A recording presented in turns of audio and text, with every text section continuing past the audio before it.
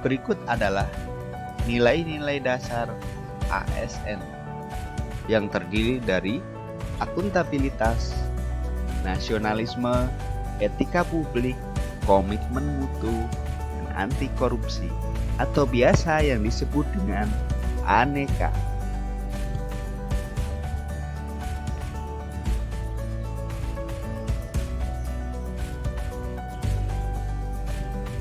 Pertama, kita akan membahas akuntabilitas.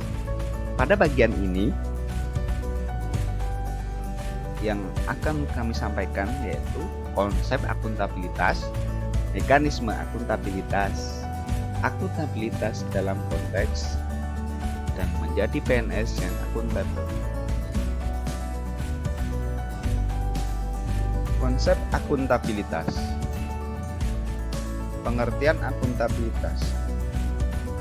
Akuntabilitas adalah bentuk kewajiban pertanggungjawaban terhadap kinerja atau tindakan yang menjadi amanah, baik yang dilakukan oleh individu maupun organisasi. Aspek-aspek akuntabilitas. Relationship, hubungan. Akuntabilitas adalah sebuah hubungan, yaitu hubungan antara individu, kelompok, atau institusi penerima kewenangan dengan negara dan masyarakat pemberi kewenangan yang harus dipertanggungjawabkan. 2. Result oriented, orientasi pada hasil. Setiap individu atau kelompok atau institusi dituntut untuk bertanggung jawab dalam menjalankan tugas dan kewajibannya, serta selalu bertindak dan berupaya untuk memberikan kontribusi mencapai hasil yang maksimal. 3. Require reporting, membutuhkan laporan. Perwujudan dari akuntabilitas adalah laporan kinerja. Dengan memberikan laporan kinerja, berarti mampu menjelaskan terhadap tindakan dan hasil yang telah dicapai oleh individu atau kelompok atau institusi, serta mampu memberikan bukti nyata dari hasil dan proses yang telah dilakukan. 4. Meaning without consequence, memerlukan konsekuensi. Akuntabilitas adalah sebuah kewajiban atas tanggung jawab yang menimbulkan konsekuensi, dapat berupa penghargaan atau sanksi. Dan yang terakhir, improve performance, memperbaiki kinerja. Setiap individu atau kelompok atau institusi akan diminta pertanggungjawaban secara aktif yang terlibat dalam proses evaluasi dan berfokus pada peningkatan kinerja. 3 fungsi utama akuntabilitas. Akuntabilitas publik memiliki 3 fungsi utama, yaitu untuk menyediakan kontrol demokratis, berperan demokrasi, untuk mencegah korupsi dan penyalahgunaan kekuasaan, peran konstitusional, dan yang terakhir untuk meningkatkan efisiensi dan efektivitas, peran belajar. 2 macam akuntabilitas publik. Akuntabilitas publik terdiri atas 2 macam, yaitu akuntabilitas vertikal atau vertical accountability, pertanggungjawaban atas pengelolaan dana kepada otoritas yang lebih tinggi, misal pertanggungjawaban unit-unit kerja atau dinas kepada pemerintah daerah. Akuntabilitas vertikal membutuhkan pejabat pemerintah untuk melaporkan ke bawah kepada publik, misalnya pelaksanaan pemilu. Kemudian yang kedua, akuntabilitas horizontal accountability, pertanggungjawaban kepada masyarakat luas. Akuntabilitas ini membutuhkan pejabat pemerintah untuk melaporkan ke samping pada para pejabat lainnya dan lembaga negara. Contohnya adalah lembaga pemilihan umum yang independen.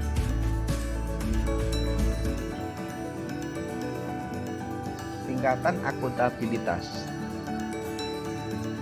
pertama adalah akuntabilitas personal. Akuntabilitas personal mengacu pada nilai-nilai yang ada pada diri seseorang seperti kejujuran, integritas, moral, dan etika. Pribadi yang akuntabel adalah yang menjadikan dirinya sebagai bagian dari solusi dan bukan masalah. 2. Akuntabilitas individu. Akuntabilitas individu mengacu pada hubungan antara individu dan lingkungan kerjanya, yaitu antara PNS dengan instansinya sebagai pemberi kewenangan. Pemberi kewenangan bertanggung jawab untuk memberikan arahan, sedangkan PNS sebagai aparatur negara bertanggung jawab untuk memenuhi tanggung jawabnya. 3. Akuntabilitas kelompok. Kinerja sebuah institusi biasanya dilakukan atas kerjasama kelompok. Dalam akuntabilitas kelompok, pembagian kewenangan dan semangat kerjasama yang tinggi antar berbagai kelompok yang ada dalam sebuah institusi memainkan peranan yang penting dalam tercapainya kinerja organisasi yang diharapkan. Keempat, akuntabilitas organisasi. Akuntabilitas organisasi mengacu pada hasil pelaporan kinerja yang telah dicapai, baik pelaporan yang dilakukan oleh individu terhadap organisasi atau institusi maupun kinerja organisasi kepada stakeholders lain. 5. Akuntabilitas stakeholder. Stakeholder yang dimaksud adalah masyarakat umum, pengguna layanan, dan pembayar pajak yang memberikan masukan, saran, dan kritik terhadap kinerjanya. Akuntabilitas stakeholder adalah tanggung jawab organisasi pemerintah untuk mewujudkan pelayanan dan kinerja yang adil, responsif, dan bermartabat.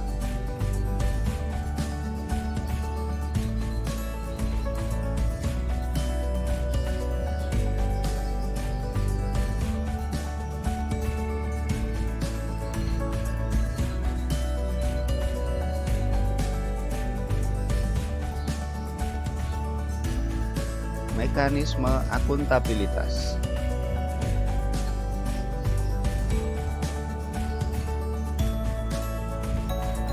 Dimensi mekanisme akuntabilitas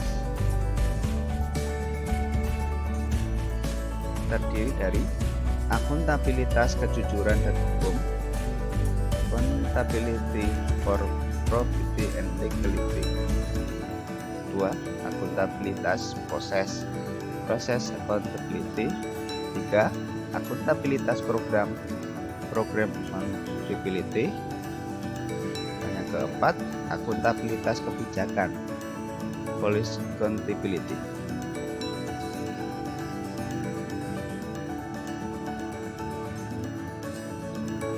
Lingkungan kerja yang akuntabel.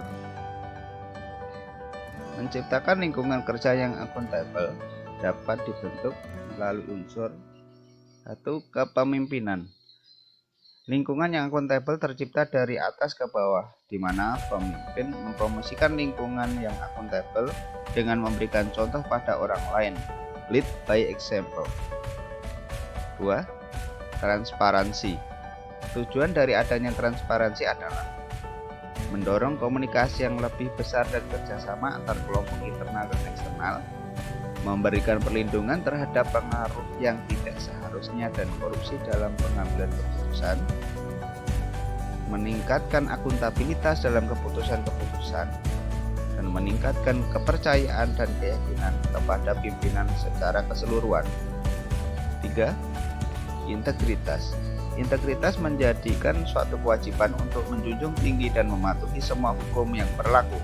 Dengan adanya integritas institusi, dapat memberikan kepercayaan dan keyakinan kepada publik dan atau stakeholder. 4. Tanggung jawab. Responsibilitas. Responsibilitas institusi dan responsibilitas perseorangan memberikan kewajiban bagi setiap individu dan lembaga bahwa ada suatu konsekuensi dari setiap tindakan yang telah dilakukan. Responsibilitas terbagi dalam responsibilitas perorangan dan responsibilitas institusi. 5. Keadilan. Keadilan adalah landasan utama dari akuntabilitas. Ketidakadilan dan Ketidakadilan harus dihindari karena dapat menghancurkan kepercayaan dan kredibilitas organisasi yang mengakibatkan kinerja akan menjadi tidak optimal. 6. Kepercayaan. Rasa keadilan akan membawa pada sebuah kepercayaan. Kepercayaan ini yang akan melahirkan akuntabilitas. 7. Keseimbangan. Diperlukan adanya keseimbangan antara akuntabilitas dan kewenangan, serta harapan dan kapasitas. Setiap individu yang ada di lingkungan kerja harus dapat menggunakan kewenangannya untuk meningkatkan kinerja. 8. Kejelasan. Fokus utama untuk kejelasan adalah mengetahui kewenangan, peran, dan tanggung jawab, misi organisasi, kinerja yang diharapkan organisasi, dan sistem pelaporan kinerja baik individu maupun organisasi. 9. Konsistensi. Konsistensi menjadi stabilitas. Penerapan yang tidak konsisten dari sebuah kebijakan, prosedur, sumber daya akan memiliki konsekuensi terhadap tercapainya lingkungan kerja yang tidak akuntabel akibat melemahnya komitmen dan kredibilitas anggota organisasi.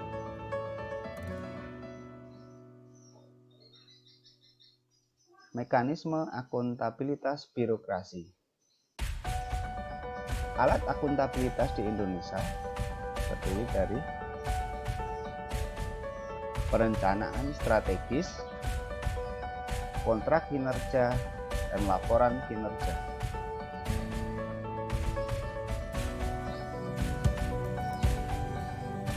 Framework akuntabel. 5 langkah dalam membuat framework akuntabilitas di lingkungan kerja PNS. 1. Menentukan tujuan.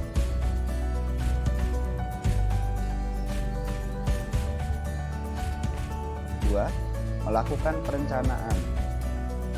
3. Melakukan implementasi dan memantau kemajuan. 4. Memberikan laporan hasil. 5. Melakukan evaluasi hasil.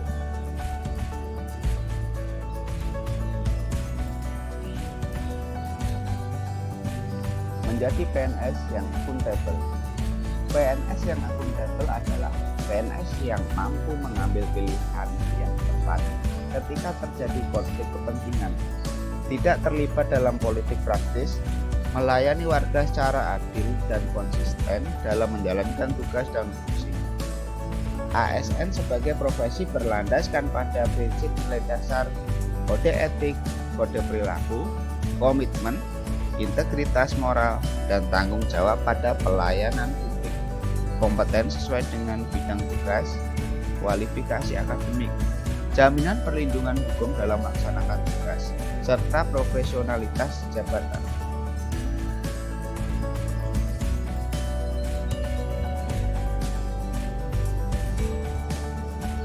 Akuntabilitas dalam konteks transparansi dan akses informasi. Keterbukaan informasi telah dijadikan standar normatif untuk mengukur legitimasi pemerintah. Konteks lahirnya Undang-Undang Keterbukaan Informasi Publik di Indonesia memberikan jaminan konstitusional agar praktik demokratisasi dan good governance. Pejabat publik yang paling kapabel dan berwenang untuk memberikan akses informasi publik dan informasi publik ialah Pejabat Pengelola Informasi dan Dokumentasi (PPID). Tugas mayoritas ASN dalam konteks informasi ialah hanya berwenang memberikan informasi atas apa yang dibutuhkan oleh pimpinan untuk mendukung pelaksanaan tugasnya. Praktek kecurangan, fraud, dan perilaku korup. Penyalahgunaan wewenang terus tumbuh di tubuh birokrasi Indonesia yang berkaitan dengan etika para pelaksananya, yaitu aparat pemerintah. Penyalahgunaan wewenang akan berdampak pada praktek kecurangan, fraud. Fraud terjadi karena 3 hal, yaitu insentif atau tekanan untuk melakukan fraud, kemudian sikap atau rasionalisasi untuk membenarkan tindakan fraud. Seluruh PNS dapat turut serta mengembangkan lingkungan kerja yang positif untuk membantu pembentukan suatu etika dan aturan perilaku internal organisasi. 3. Penggunaan sumber daya milik negara. Untuk kelancaran aktivitas pekerjaan, instansi pemerintah dilengkapi dengan berbagai fasilitas yang dimanfaatkan untuk mencapai tujuan organisasi dalam melayani publik. Oleh karena itu, disebut sebagai fasilitas publik. Fasilitas publik dilarang penggunaannya untuk kepentingan pribadi.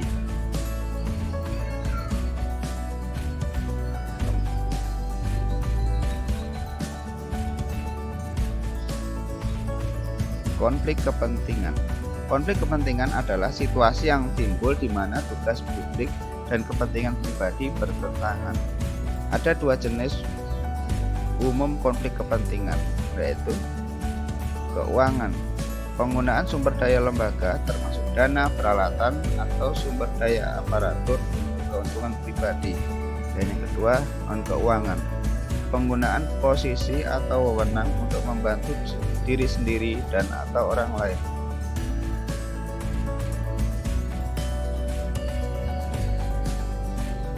Nasionalisme. Pada nasionalisme kita akan pengertian nasionalisme Pancasila, pentingnya nasionalisme dan membangun nasionalisme. Nasionalisme merupakan pandangan tentang rasa cinta yang wajar terhadap bangsa dan negara dan sekaligus menghormati bangsa lain. Nasionalisme Pancasila adalah pandangan atau paham kecintaan manusia Indonesia terhadap bangsa dan tanah airnya yang didasarkan pada nilai-nilai Pancasila. Pentingnya nasionalisme. Setiap pegawai ASN wajib memiliki jiwa nasionalisme Pancasila yang kuat dalam menjalankan fungsi dan tugasnya. Jiwa nasionalisme Pancasila ini harus menjadi dasar dan mengilhami setiap gerak langkah dan semangat bekerja untuk bangsa dan negara. Untuk itu, setiap pegawai negeri sipil sebagai bagian dari ASN harus senantiasa taat menjalankan nilai-nilai Pancasila. Membangun nasionalisme. Untuk membangun rasa nasionalisme dapat dilakukan dengan cara pengamalan nilai-nilai Pancasila dalam kehidupan sehari-hari. Untuk ASN, membangun nasionalisme bisa dilakukan dengan melaksanakan tugas sesuai dengan undang-undang.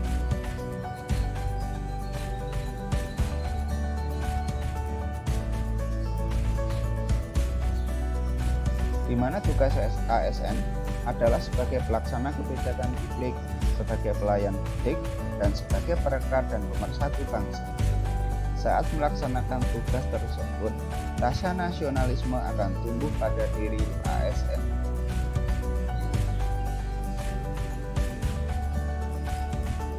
Etika publik. Pada bagian ini kita akan membahas pengertian etika publik, kode etik, dimensi etika publik, dan nilai-nilai dasar etika publik. Etika publik merupakan refleksi tentang standar atau norma yang menentukan baik atau buruk, benar atau salah perilaku, tindakan dan keputusan untuk mengarahkan kebijakan publik dalam rangka menjalankan tanggung jawab pelayanan publik. Kode etik adalah rumusan eksplisit tentang kaidah-kaidah atau norma yang harus ditaati secara sukarela oleh para pegawai di dalam organisasi publik. Dimensi etika publik. 1. Dimensi kualitas pelayanan publik. Etika publik menekankan pada aspek nilai dan norma serta prinsip moral, sehingga etika publik membentuk integritas pelayanan publik. 2. Dimensi modalitas. Membangun integritas publik pejabat dan politisi harus disertai perbaikan sistem akuntabilitas dan transparansi yang didukung modalitas etika publik. Unsur-unsur modalitas dalam etika publik yakni akuntabilitas, transparansi, dan netralitas. 3. Dimensi tindakan integritas publik adalah tindakan yang sesuai dengan nilai, tujuan, dan kewajiban untuk memecahkan dilema moral yang tercermin dalam kesederhanaan hidup. Integritas publik juga dimaksudkan kualitas dari pejabat publik yang sesuai nilai, standar, aturan moral yang diterima masyarakat. Nilai-nilai dasar etika publik. 1. Memegang teguh nilai-nilai dalam ideologi negara Pancasila. 2. Setia dan mempertahankan Undang-Undang Dasar Negara Kesatuan Republik Indonesia 1945. 3. Menjalankan tugas secara profesional dan tidak berpihak. 4. Membuat keputusan berdasarkan prinsip keahlian. 5. Menciptakan lingkungan kerja yang non-diskriminatif. 6. Memelihara dan menjunjung tinggi standar etika luhur. 7. Mempertanggungjawabkan tindakan dan kinerjanya kepada publik. 8. Memiliki kemampuan dalam melaksanakan kebijakan dan program pemerintah. 9. Memberikan layanan kepada publik secara jujur, tanggap, cepat, tepat, akurat, berdaya guna, berhasil guna, dan santun. 10. Mengutamakan kepemimpinan berkualitas tinggi. 11. Menghargai komunikasi, konsultasi, dan kerjasama. Komitmen mutu. Konsep dasar yaitu efektif, efisien, inovasi mutu. Nilai-nilai dasar orientasi mutu mengedepankan komitmen terhadap kepuasan customer atau klien, memberikan layanan yang menyentuh hati, menghasilkan produk atau jasa yang berkualitas tinggi, beradaptasi dengan perubahan yang terjadi, menggunakan pendekatan ilmiah dan inovatif dalam pemecahan masalah dan pengambilan keputusan, melakukan upaya perbaikan secara berkelanjutan melalui berbagai cara. Pendekatan inovasi terdiri dari penemuan, pengembangan, duplikasi, dan sintesis. Membangun komitmen, memberi penilaian objektif, mendeskripsikan tindakan kreatif, menganalisa kendala, dan menganalisa faktor pendorong. Berpikir kreatif, menampilkan kinerja berkomitmen kuat, menjelaskan manfaat penyelenggaraan kerja. Contoh nyata pelayanan publik. Anti korupsi. Pada bagian anti korupsi ini kita akan membahas konsep dasar, nilai-nilai anti korupsi, dan tindakan pencegahan korupsi. Konsep dasar. Pengertian. Korupsi adalah diskresi atau monopoli tanpa adanya akuntabilitas. Jenis korupsi menurut Syed Hussein Alatas ada 7, yaitu 1. Korupsi transaktif, 2. Korupsi ekstraktif, 3. Korupsi investif, 4. Korupsi nepotistik, 5. Korupsi autogenik, 6. Korupsi suportif, 7. Korupsi defensif. Tindak pidana korupsi menurut Undang-Undang Nomor 31 Tahun 1999 Junto Undang-Undang Nomor 20 Tahun 2001 terdapat 7 kelompok tindak pidana korupsi yang terdiri dari 1. Kerugian keuangan negara, 2. Suap menyuap, 3. Pemerasan, 4. Perbuatan curang, 5. Penggelapan dalam jabatan, 6. Benturan kepentingan dalam pengadaan, 7. Gratifikasi.